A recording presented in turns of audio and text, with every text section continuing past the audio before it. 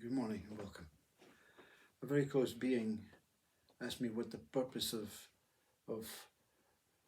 discovering reality or truth or the journey that you have experienced, Graham. What purpose does it lead to? There must be something that the mind associates with or recognizes. And that's a very good question, because it's not about my own experience. It's not about their own experience. It's about what, who, and why do certain people do things differently to find out something about this experience of being a human.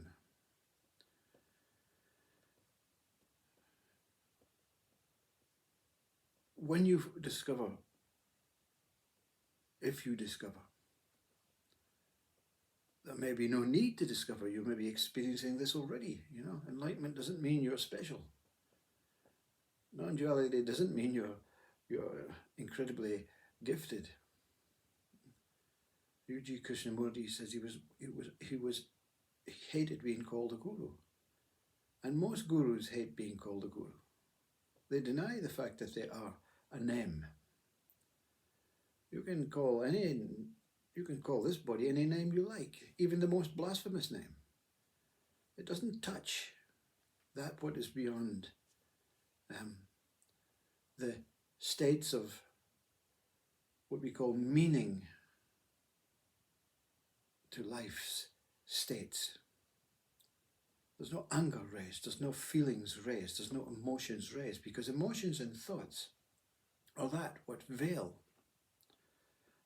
what this one discovered, not what we're all seeking, but this one discovered, uncovered, realized, returned to. The idea that anyone reaches any particular state, be it a state of a moment with God, that will enhance your life in a human element, is not true.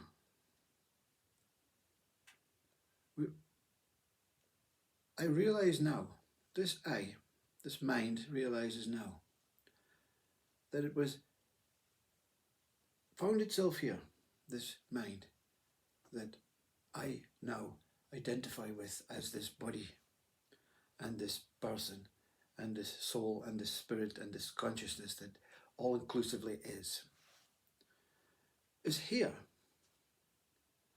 And you can't pinpoint why, but it is a reward if you discover the reality and the truth. Otherwise, it's just another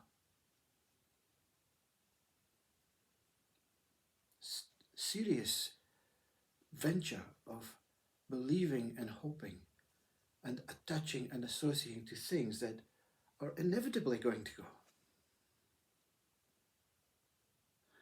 So the reward is to discover my reality and my truth alone. So when you sit and speak, I'm speaking to myself,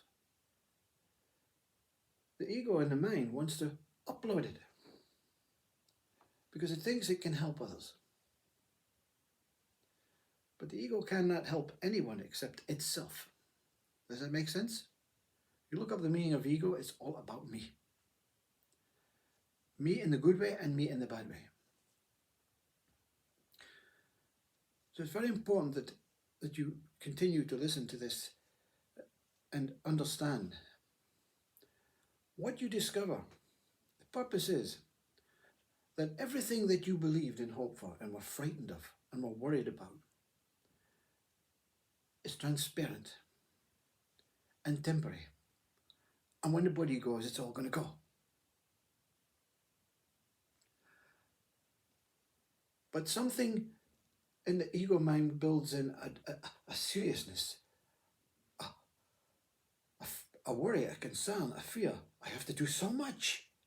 I have to do so many things. I have to discover. I have to visit. I have to be good. I have to be successful. I have to be wealthy. I have to reach so many heights. And these are just pinnacles that you taste. And then you say, no, it's not that. And Ramana Maharshi says, nati nati. No, it's not this. It's not this. So what you discover is that there is only mind. The mind can go to an enlightened state, to the state that it dies, or it very nearly dies. And then something saves you. Mind itself cowers away and says, wow, God's behind that wall. God's through that veil, that screen. And I desperately want to go and see it. But there's no entry for mind. So you see the most incredible, but you can't touch the most incredible. And you can't see it for its true state. You just know it exists. So the idea of God, yes, whatever God is, exists. That's okay. You don't have to worry about that anymore. You don't have to seek it anymore. And you don't have to worship anymore. You worshipped enough by actually taking the time and the effort and the discipline to actually go and to this screen. God says, well, that's incredible. Not many do that. So you don't have to worship me anymore. You just go back and live out this life. So what you live out this life is that you live out this life knowing that you are infinite, and consciousness is always going to give you life.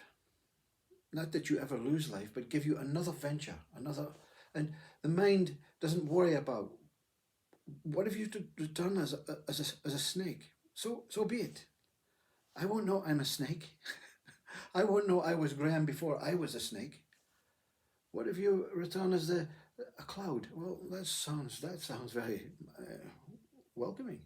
But you don't think about that. The mind only thinks about the things now that are temporary.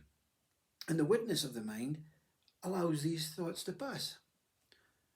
Because these thoughts will pass when the body goes. Everything will pass.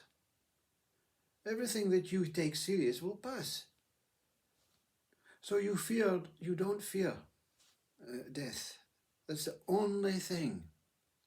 You realize that everything in this world, in this life, and you can't speak for anyone else because you've no say. I don't know what life is like for you. I don't know what your beliefs are, what you want, what you need, what you hope for, what your mind is doing with you right now, telling you life is rubbish, I'm ill. All that stuff is important to you. It's important to you, and it's important to the people around so that we can support each other. But there's nothing I can do to change what I wanted to change, wanted to improve, wanted to make better, wanted to tamper with, wanted to give so much to them. Yeah, I can still give. You don't stop giving and sit like a monk and say, okay, I'm not interested in giving, you take.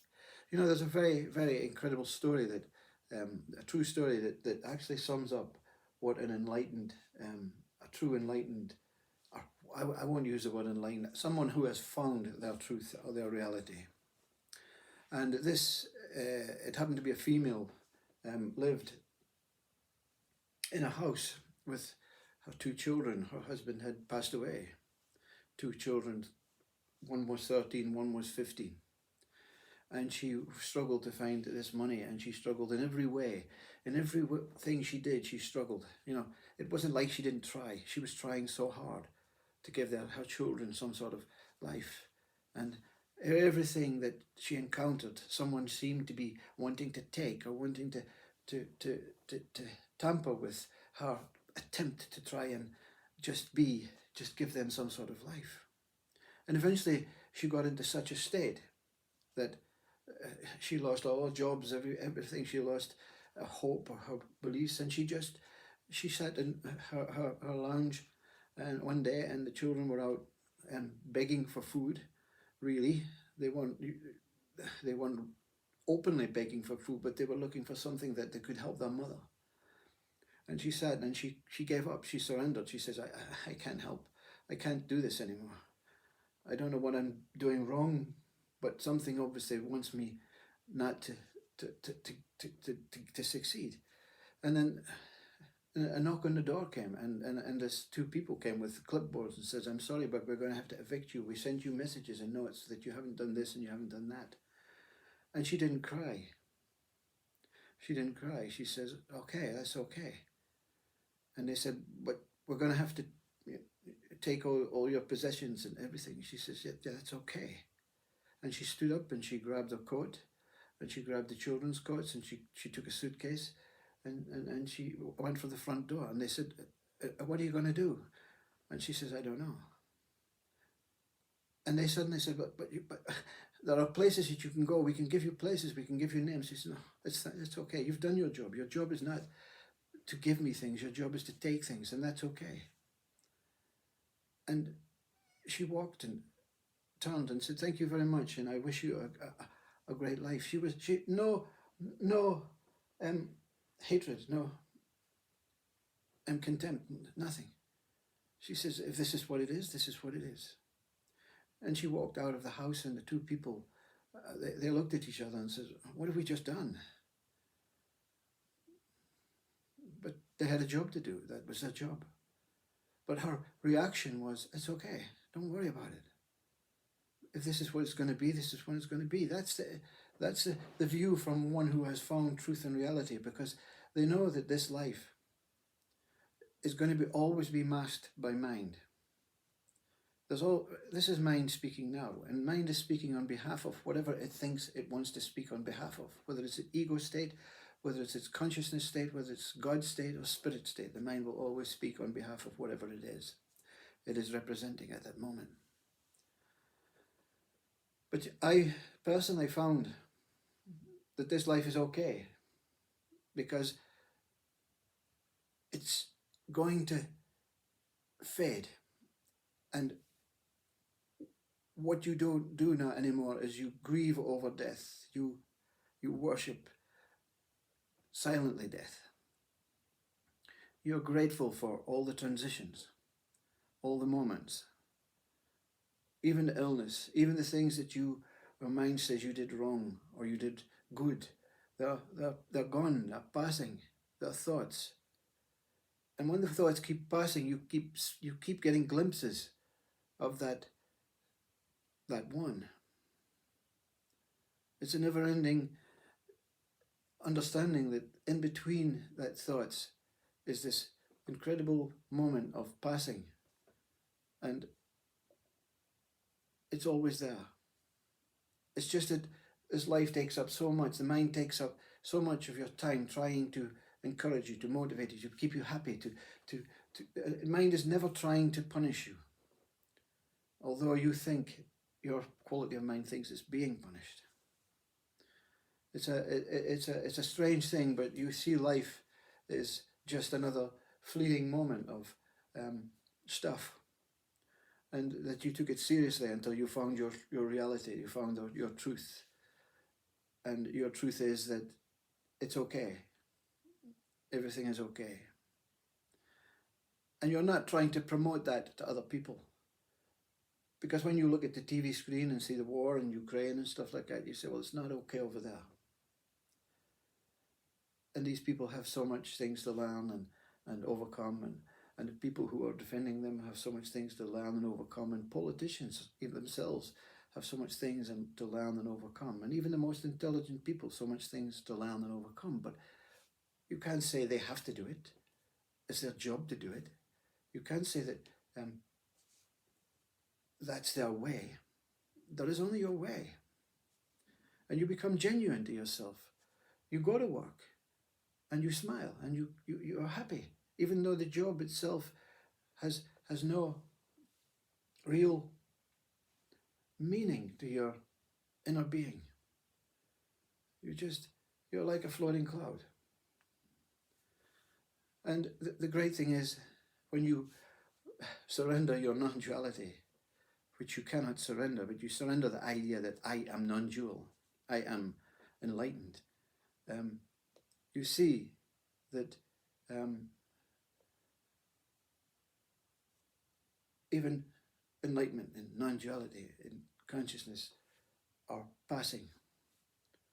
And there's nothing that you want to do to stop the passing. Even the death, when it comes, let it pass. Even the birth, when it comes, let it pass. Whatever happens, it's passing. The mind will always struggle with the next stage, the next whatever it is, as a snake, as a slug, to understand. But hopefully there's something that when this moment of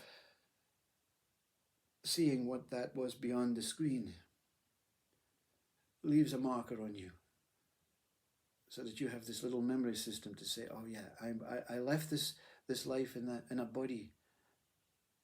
I don't know what I was, I don't know who I was, but I have a marker to say I had reached this level of okayness, this Buddha nature. And then you can be a snake that doesn't take life serious, just lives snaking around. I don't know if this makes sense, but the truth is, you're on your own when you find truth and reality. You're a human being scurrying around in this world, creating relationships, creating jobs, ideas, thoughts, fulfilling roles and whatever, when you have not found your truth and reality. So when you find your truth and reality, that everything is okay, there's nothing to fear, there's nothing to worry about, that you can take my home, you can take my car, you can take anything you like, it will have no effect on that moment of realization, on that door.